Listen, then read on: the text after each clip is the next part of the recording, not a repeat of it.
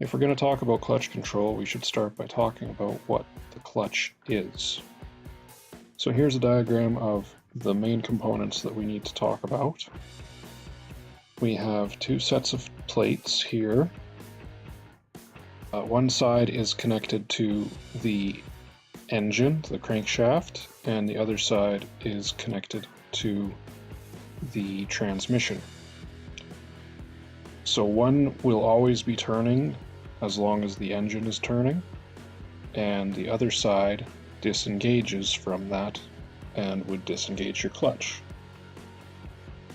We have springs that will hold everything together. They compress everything, make them nice and tight. So basically, when you're not touching the clutch lever, when the springs are pressing everything together, the clutch is fully engaged, you have a completely connected clutch, or a completely connected engine and transmission, because there's no slipping in the clutch.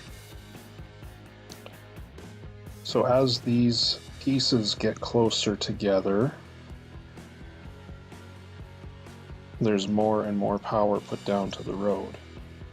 When you squeeze the clutch lever, these pieces spread farther and farther apart, so then there's less friction between them and there's less power going to the road. The clutch works entirely on friction. It needs to be able to completely grab and lock up.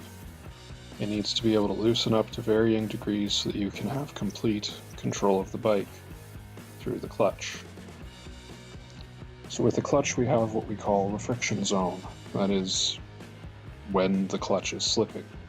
So everything other than when the clutch is fully engaged or fully disengaged, which would generally be somewhere in that area, you wouldn't need to take the lever all the way down to the handlebar.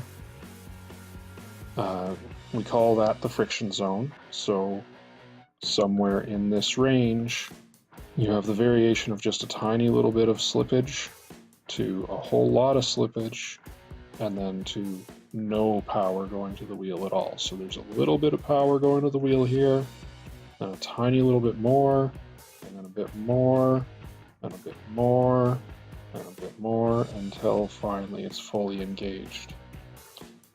Now there will always be a little bit of, or there should always be a little bit of slack in the clutch lever, so that when it is fully engaged, or when you have the clutch lever all the way out, you know your transmission is fully engaged.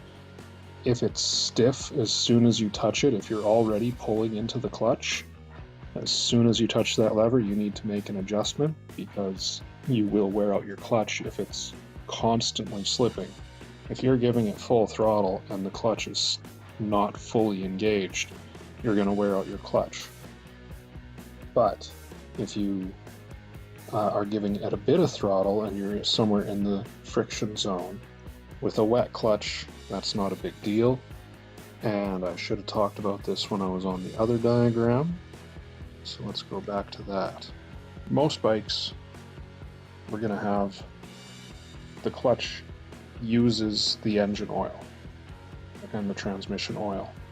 And that oil makes it so that the pieces can slip when you want to use the friction zone.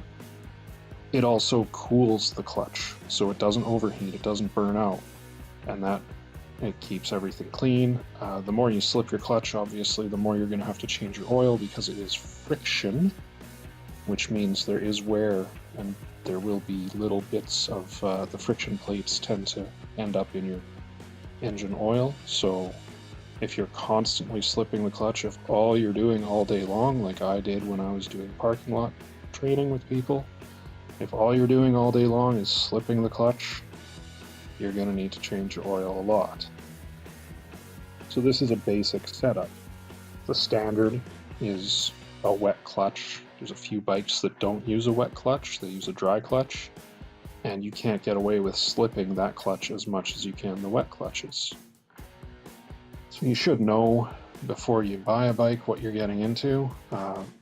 Generally speaking, a dry clutch bike wouldn't be something that would normally be considered a beginner's bike. So You probably won't have to worry about that too much when you're first starting out, but a wet clutch, you can slip it. You can use the friction zone for a long time and never really have to worry about your clutch. I have a couple of bikes that I used to demonstrate on when I was doing a lot of the parking lot lessons, doing a lot of slow riding, and I would have hours and hours of riding and slipping the clutch in the friction zone. I have clutches that have probably got hundreds of hours of slipping them, and I'm still on the original clutch. You can use the clutch and not have to worry about it, but there is a point where you get into abusing it. And that's where we get back to this whole, we need this free space, we need this slack, because if you're hammering on the throttle and the clutch is still slipping, that's going to wear it out. But if you use a tiny little bit of throttle and a little bit of slipping the clutch to keep everything smooth while you're going at low speeds, that's going to be perfectly fine. You won't wear out your clutch.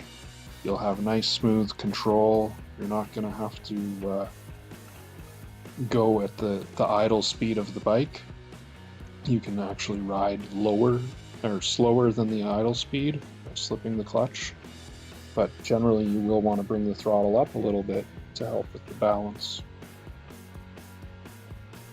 When it comes to clutch control, the most important thing is that you keep yourself relaxed. You should be able to wiggle your fingers and elbows at any point while you're riding without it screwing up your ride.